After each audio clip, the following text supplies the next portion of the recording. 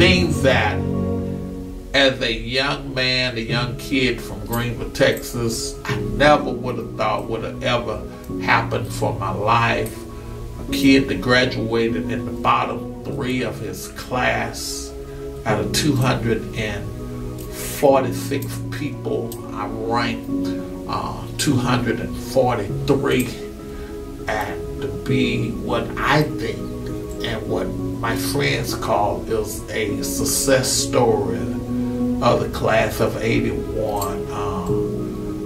Only thing I can say, it have to be the hands of God that has been on my life. God has been good to me, man. Not only will you fall in love with this gentleman, but you will see that there are still great men of honor that still resides in this world.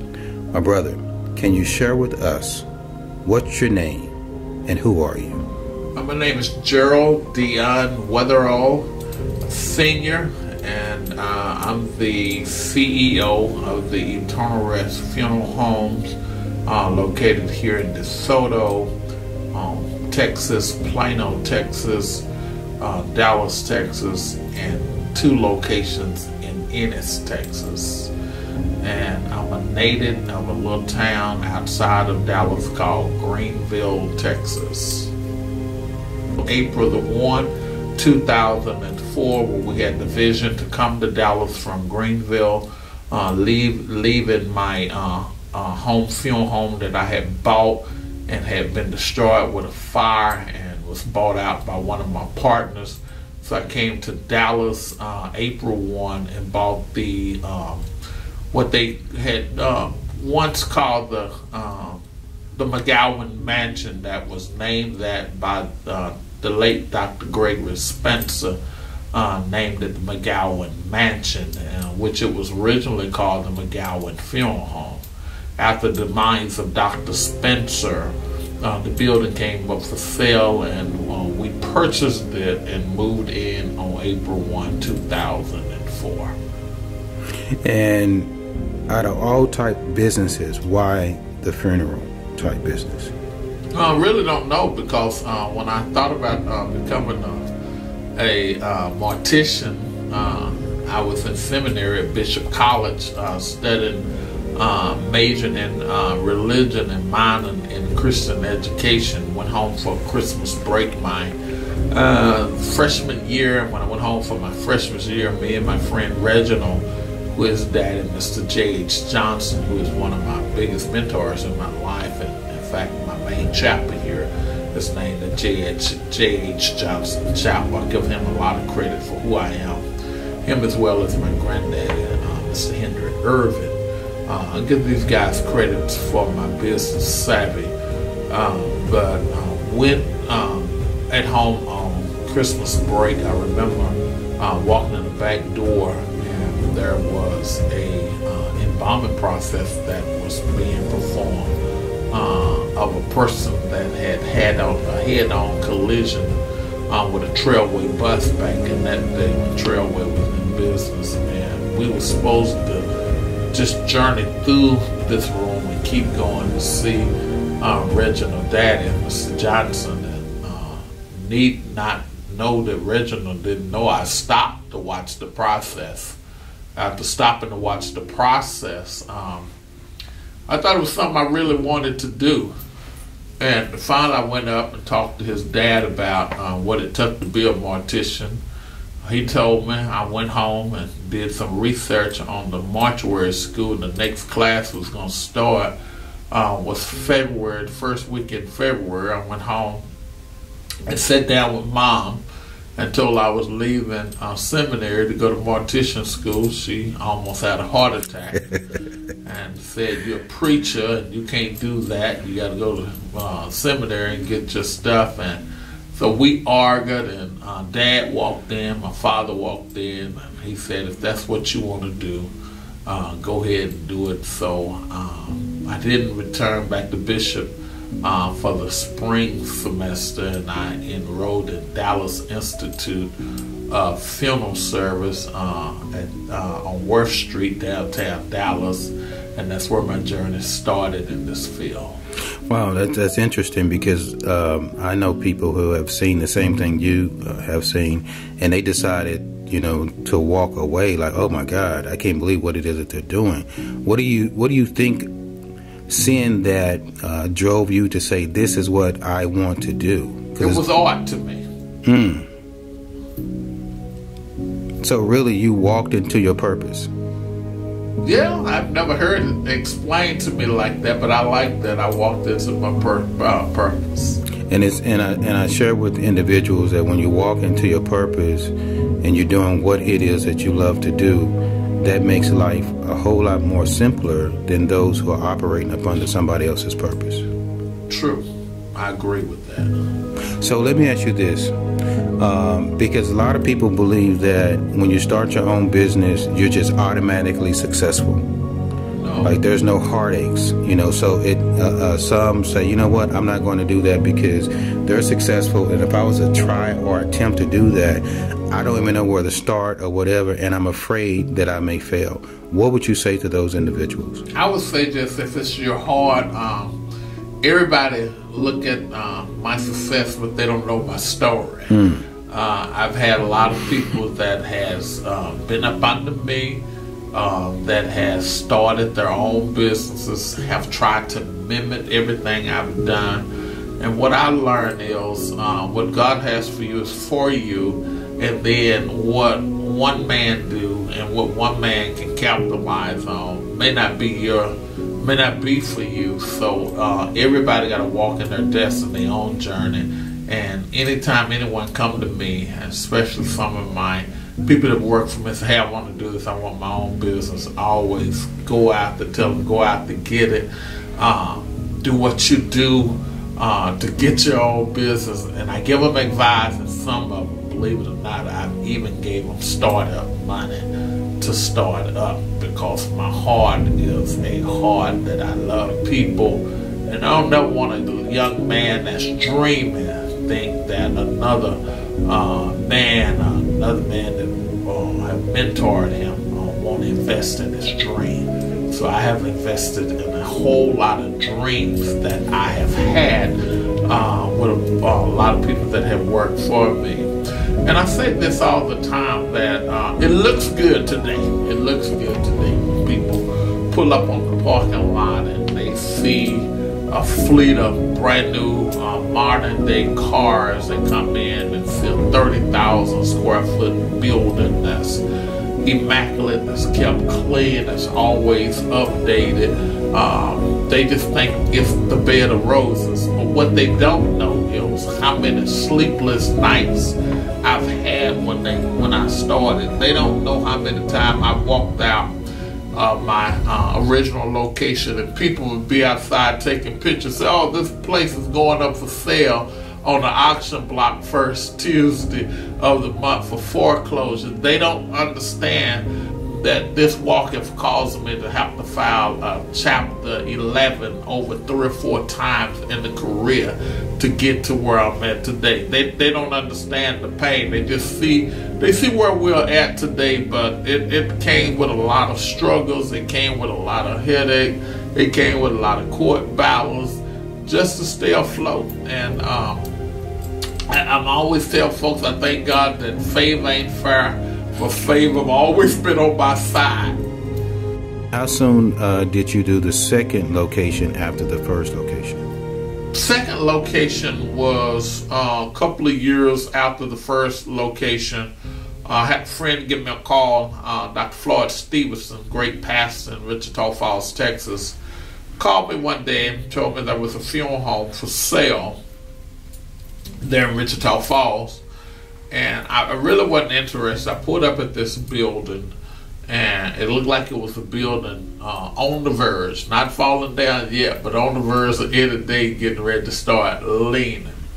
At that time, my wife that I was married to at that time did a walkthrough, and the employees was touring her through the building.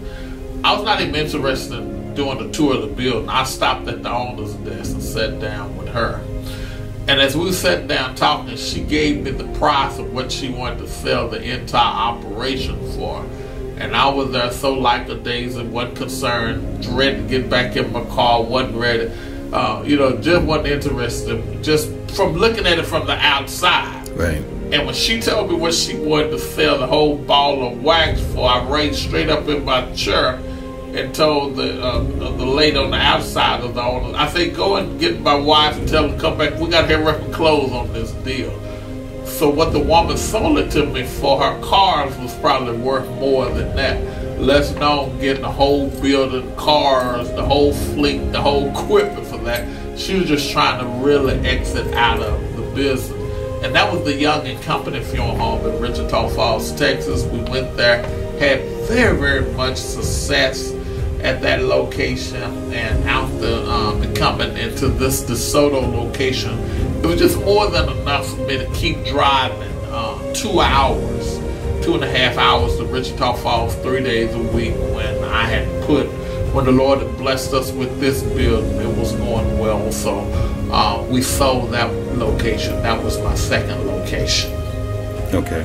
And a young lady from the city of Dallas, and she said one thing about Eternal Rest is they work with anyone, regardless of what it is that they've been through, regardless of their story, regardless of their finance. Can you share some of that with us? Well, first, I just love people.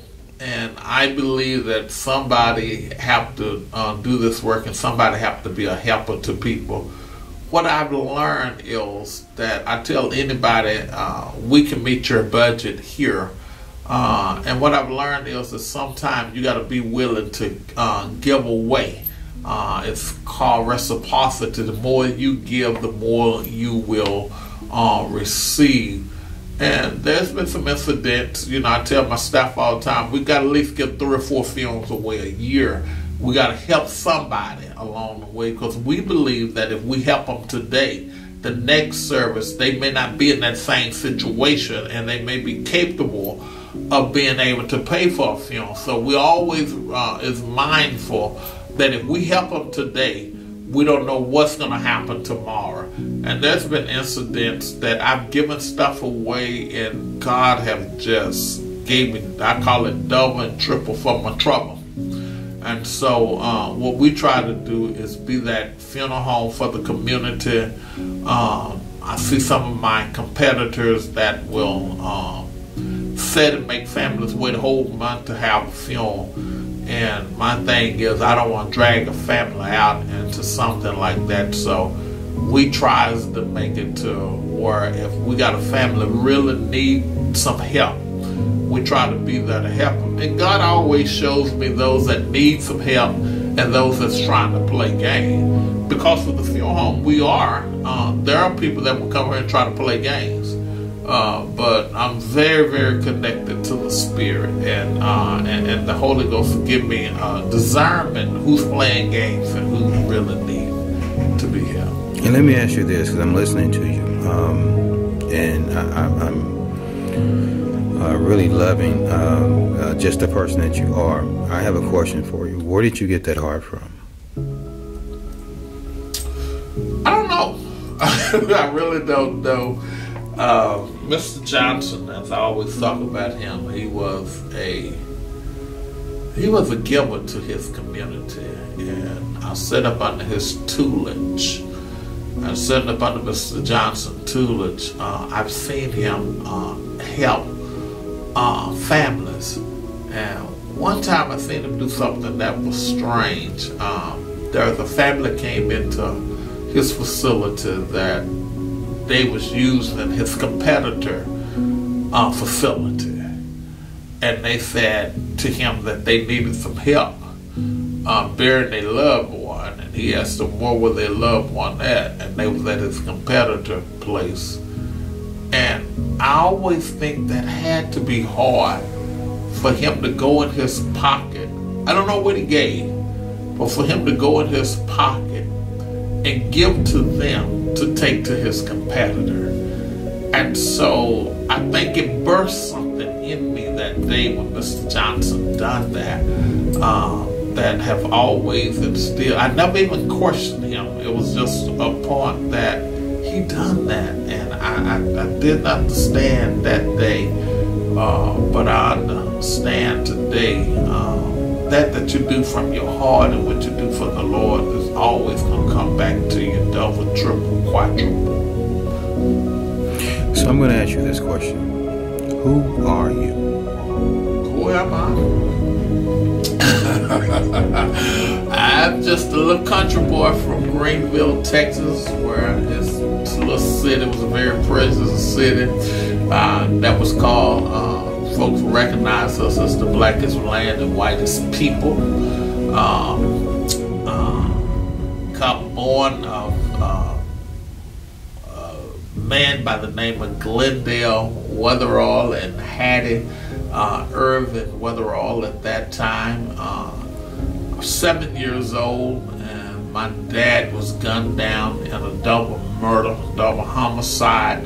Man killed him and killed his wife all at the same time at the age of 7.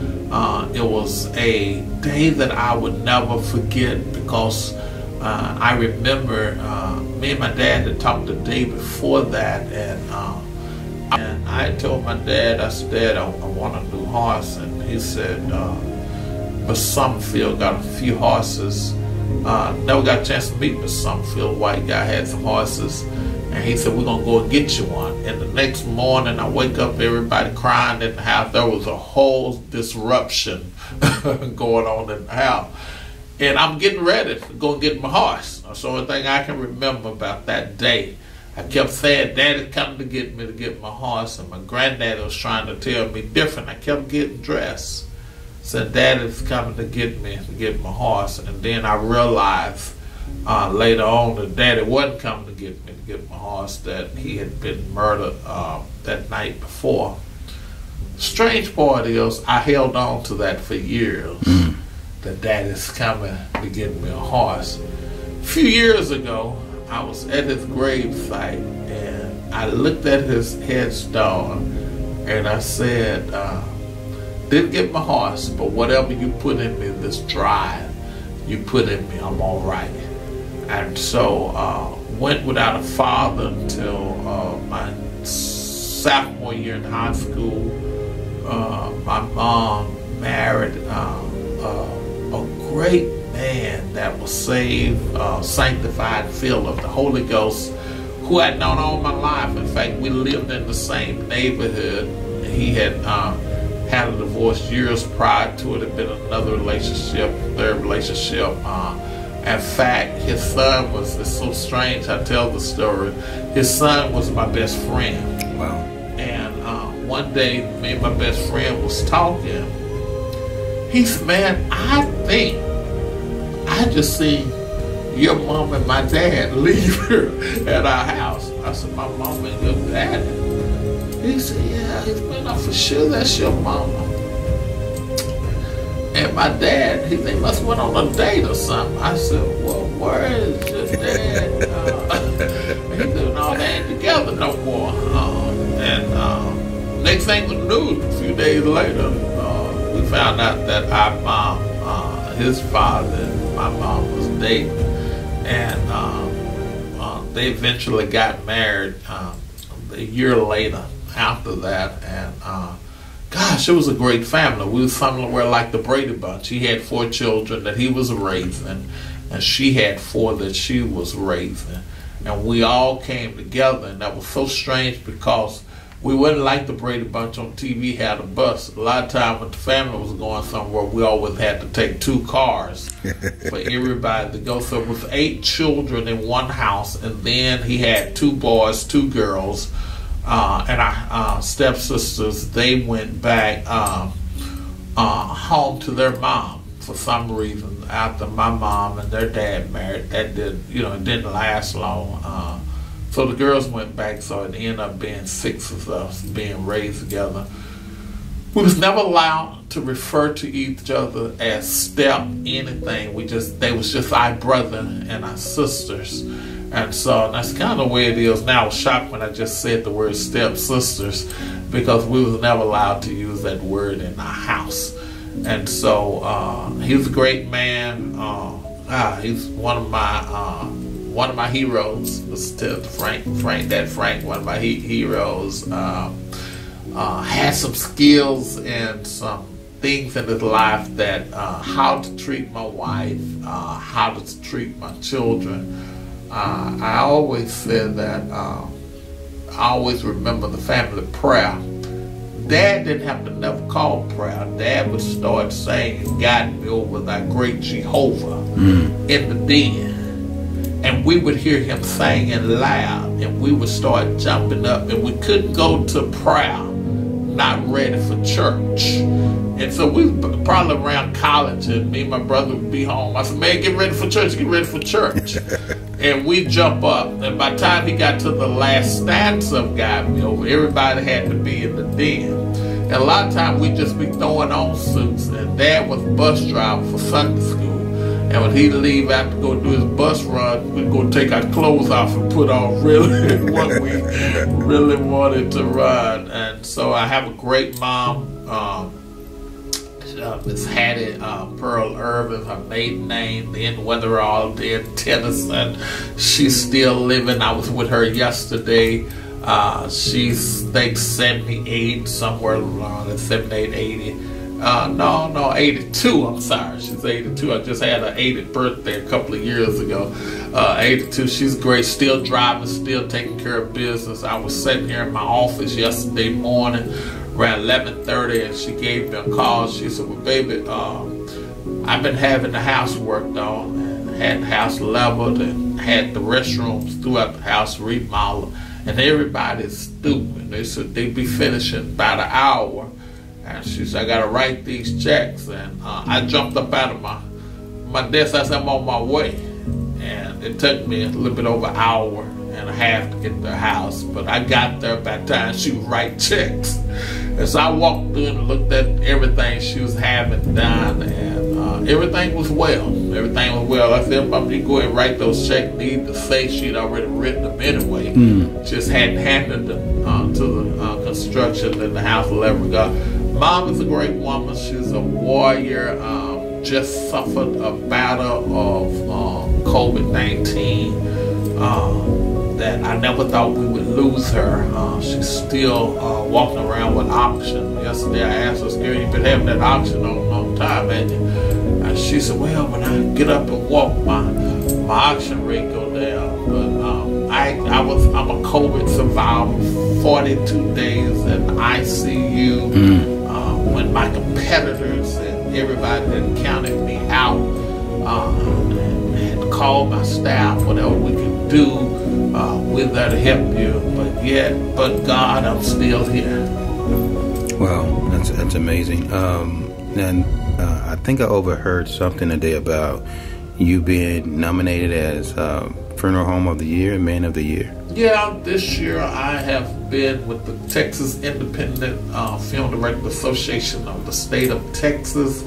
I have been selected and would be honored on May 10th, 7:30 at the Hilton Hotel at the Harbor in Rockwall, Texas, as the Professional of the Year. I'm just excited. Congratulations. About that. I sat in many award ceremonies, and I would tell my wife, "I don't ever worry about me sitting in that chair up there." And she would look at me and she said, "Why do you always say that every time we come to award ceremony?" I said, "I'm the most disliked among the film home owners in the area, and I can't ever see myself sitting in that chair for award to become the Professional of the Year." And it was so strange when I got the call that would I accept the Professional of the Year. It just done something to me, because I never, ever thought my competitors, because you have to be nominated, you have to be voted by your competitors. Wow. And I never thought my competitors would ever vote me as Professional of the Year. I want you to know it's been a phenomenal year for me this year. Not only being voted as Professional of the Year, then find out later on that in July I will be appointed as a regional bishop of the Elion Covenant Alliance organization I pastor in. Look like I'm going to be becoming the bishop between Texas and Atlanta. So it's just been things that, as a young man, a young kid from Greenwood, Texas, I never would have thought would have ever happened for my life. A kid that graduated in the bottom 3 of his class out of 246 people. I ranked 243, and to be what I think and what my friends call is a success story of the class of 81. Only thing I can say, it have to be the hands of God that has been on my life. A major achievement, absolutely amazing achievement. God has been good to me. And I noticed that you have an amazing staff. Talk to me a little bit about your staff. I have a great staff here. Great group of young ladies, great group of young men that takes care of me. I travel all over the world. I'm very seldom here. And I'm thankful that I got a great staff that takes care of everything that I have. I never know what they're doing. I know they grab you, pull you in the room. But today, I don't know why they pull you in the room, but they were looking at doing stuff for this award ceremony. They are just like, man, they're probably going to make this thing bigger than what I will ever believe it's going to be. And I always laugh, ain't no telling what it's going to cost me when the bill is over with. Between them and my 3 sons, my oldest son, Avery, Gerard Weatherall, DeAndre Marquand Hill, and Gerald Weatherall II. Those are the boys that's here with me every day. They claim to run this place. I don't think they run it. I think the young ladies that you met with earlier, Cherie and Shay, runs the place. Derwin Johnson, one of our new lead and film directors that's been with our company for years. Sometimes you don't know what you have. Derwin is a guy that works in the back room and has been over the back room for probably the last 3 or 4 years. That I lost the chief film director here at this location, and I went and told Derwin, and I said, hey man, we call him DJ. I said, DJ, man, it's time for you to move to DeSoto. He said, what? I said, it's time for you to move to DeSoto. And he regretted, because, you know, you always hear so much horror stories about the headquarters location, how crazy the staff is and all that. But he came, and within 3 weeks, he came to me and like, wow, I should have been here a long time ago. And believe it or not, within the last few months that we moved him to headquarters from managing the back room to practically in charge of this location now. And so he was somebody in the back room, needed to be in front for a long time. And I wish now he would have been up front a long time ago instead of just moving him. So he's a great worker. I have a brother that works for me, my oldest brother. He managed my Dallas location. He's a success story. Spent 16 years incarcerated. Came home. I had a job for him. I never knew what he would become. Never knew what he'd become to my company. But after 16 years coming home and running a whole establishment of 5 or 6 guys that he managed, that I don't never have to go to that location. He has it under control. When he calls me, I always answer, because he don't call me unless it's important. So I have a great group of people that works here for me. How old are your sons? Ooh, don't get me in trouble asking me how old the boys are. Let me say, I have to calculate. 2 of them was born in 81 and 1 of them was born in 85. Okay. So I claim to be, when you look at my autobiography, bio, I claim to have 9 children. I've been married a few times, and I'm one of the real men that if I ain't married and children are mine, whether they have a different DNA or not, they're mine. And I still claim all of them, all 9 of them, and still in all 9 of them life. So along with the 3 I've already named, I have Shell, Smith, Shauna Porter, and Calvin Smith, and then my 3 children that's in the house with me, Treasure Begg, Raymond Begg, and Jamondre Carter. So them are the 9 children that I have. So I have a great group of 9. And I'm going to ask you this question. I'm going to go back a little bit.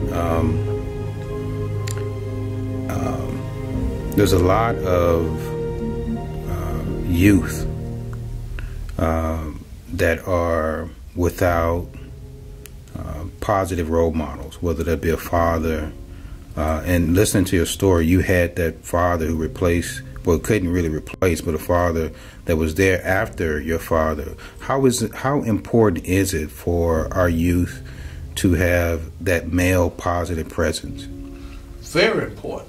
It's important to have, and believe it or not, we don't have enough double parent homes. We don't have enough joint homes. We don't. Most of our children are coming out of single home, whether single with the man, single with the woman. I've learned it used to always be single parent or woman, but it's not that anymore. It's equally divided. There's a lot of men that are raising children by themselves. I think it's very important, but I just want to encourage if someone is watching this, even if you don't have 2 parents in the house, it's about you deciding who you're going to be, and everybody that we think are mentors or not mentors. I've always been careful how I dealt with my smaller children, because I used to remember Mom used to allow me to ride with one of our neighbors. He would be going to work, and he would always pass my school. And I ride with him every day. And Mom always thought he was all right, good man. He wasn't all right man, but you have to protect your children. And I learned from experience. Didn't do nothing to harm me, nothing, but if he was smoking a joint, he had me a joint to smoke. And I always remember that 7th and 8th grade, going to school high. And I hate to say it, but going to school high, 7th and 8th grade. So I always remind me that watch your children. Everybody you think is all right. They may be good in the public eyesight, but you don't know who they are behind closed doors. And none of that affected my life. Let me say that none of that affected my life. But I remember, be careful who you trust with your children. It could have been something different, but it was just normally a joint in the front seat waiting on me. And by the time I got 10th grade, I started preaching at 15, saved 15, pastored my first church at 19. Lord has been gracious, so I just want to encourage parents as well as children. You can make it, whether you're in a 2-parent home or a single home. It's who you decide to be in life. Okay. And one last question. Have there ever been a moment in your life in the funeral department where a lost life affected you the most that you'll never forget?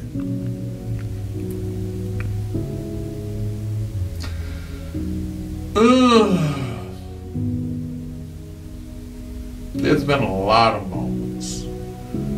I was trying to think of one, but there's been a lot of moments. Remember, a woman was babysitting a group of kids, and her husband had a domestic dispute. And the husband came back, and she grabbed all the children, and they ran out of the house because she knew he was coming to do some harm. And she left a baby in a high chair. And when he couldn't catch her and the children, he stopped and hammered her infant head in the high chair. That's one of those events that was young in my career. I mean, that was, oh my God, that was my first or second year in the business as a funeral apprentice. I don't even think I was a licensed person when that happened. That's been one of them that I never forget, because of the fact we do county crime scenes and run with detectives and stuff a lot. I've seen so much that a regular funeral home person hadn't seen, because I've been on a lot of crime scenes, been on a lot of murder cases, car wrecks and stuff like that. I've seen some worse, but the baby incident early in my career, I've never forgotten that. And I'm going to ask you this question as well. What would you want to say or like to say to the youth out there that feel like they do not have anywhere to turn and stuck in a situation where there's limited choices? What would you like to say to them to encourage them? Limited choices are in your mind. That's where limited choices are. Limited choices is in your mind and what you choose to allow to become limited choices to you. I break grounds all the time that people say cannot be broken. And I launch into stuff that people say you don't even have no business being launched in. Because I don't allow nothing to box me in. I believe if I see it and God drops it in my spirit, in my mind, I go out there. And I always try to be an overachiever when I go out there as well. I always go out there hard as I can go out there, no matter what the cost is. I take the risks. And sometimes you got to be a risk taker in life. Sometimes when they say you cannot, you become something that they say you cannot become. I was a real mischievous kid coming up. And there's some people that said I wasn't going to amount to nothing. I heard a man look at my brother Gregory. He said, you ain't never like your daddy. Somebody going to kill you and you're going to be dead. I never forget that man told my little brother, you like your daddy and somebody going to kill you and you're going to be dead. That affected my life because that man said something about our father and he was going to be like him. He was nothing like Dad. So I always tell people, keep dreaming, keep hope alive. You can make it look like it's nowhere to turn, but it's always somebody out there to turn to. There's always some good leaders out there. Sometimes you got to get connected with the right people. I learned something in life that I didn't agree with. I had become a friend with a guy, a Caucasian guy one time, and he used to invite me in his office, and one day he told me it was the last time I could come to his office. And I looked at him. I said, what do you mean it's the last day I can come? He said, I like you too much. I said, okay, you like me? I said, man, I thought we was friends. He said, you don't have enough money to be my friend. And I don't want you to stop by no more. He said, because money runs together. I have disagreed with that my whole life. I try to be as normal as possible. Try to be the most common person. Love everybody. I love everybody. I love everybody. Folks will walk into this funeral home and they don't even know I'm the owner of it. I've had a lady walked up to me, she said, "Sir, I'm looking for the owner." I was looking for the owner. I said, "What do he look like?" She said, "He's an old gentleman, real distinguished gentleman." And so one of my employees was going, I said, "Does that look like him?" She said, that's the owner. I said, "Yes, ma'am, that's the owner. Go ahead." I said, "Brother AC," I said, "this lady needs to see you." And I walked her into my office. I didn't need to correct her to tell her who the owner was because I know who I am. See, the problem is a lot of people don't know who they are. I know who I am. And I tell folks all the time, I've been in conversation. I've been at the table with folks that know me. And they said, "Such and such on that eternal rest place down there." And I kept on eating. I didn't need to correct them because I know who I am. And I laugh all the time. People will run around and say, "Who owned that place?" And even some of my competitors will say, "He can't own it. He got to be white owned." That's the word is. He ain't doing all that by himself. But thank God, I'm the real deal, and I'm the only owner here. There's no other owners. I have had partners in the past. I've had some partners, but I bought all my partners out. And I started out by myself. And I thank God that when I started, I tell the story sometime. I said, when God got your back and it's time to start, you don't know where money is coming from. I told the story Sunday. I was sitting at Cracker Barrel restaurant on Oaks in Mesquite in 635. And I was talking to a friend. And I told my friend, I said, "Man," I said, "I'm going to buy this building today." And I said, "I'm going to make it a funeral home." And he said, "Where you going to buy it?" And I told him about the building. And I laughed. He said, "Why you laughing?" I said, "Man, I got to have $10,000 at 2 o'clock to close on the building." He said, "How far are you away?" I said, "Well, I'm $10,700 and something dollars away." He said, "You had to have $10,000. He said, "What do you mean you $10,700? I have my banking account is $700 in the negative right now." I said, "But I'm going to close it at 2 o'clock. He said, "What?" I said, "I'm going to close it at 2 o'clock. He said, "So you're negative $700 in your bank account." I said, "Man, I'm at a negative $700. And it was like 9 o'clock, 10 o'clock in the morning. He said, "But you got to be Tyler coming to close this business. You want to become a funeral home at 2 o'clock. He said, "What you going to do?" I said, "I don't know." I said, "But I got to get away from you."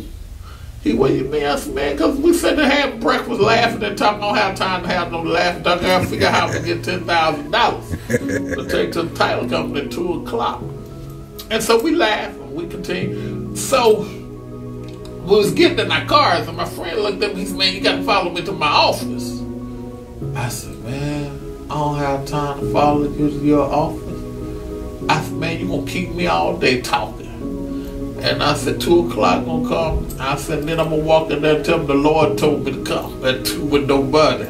He said, "Follow me to my office." I said, "Man, I'm not playing with you today. I got to get this money." I said, "I don't know how I'm going to get it." So I followed him to his office. We walked in. He grabbed his checkbook.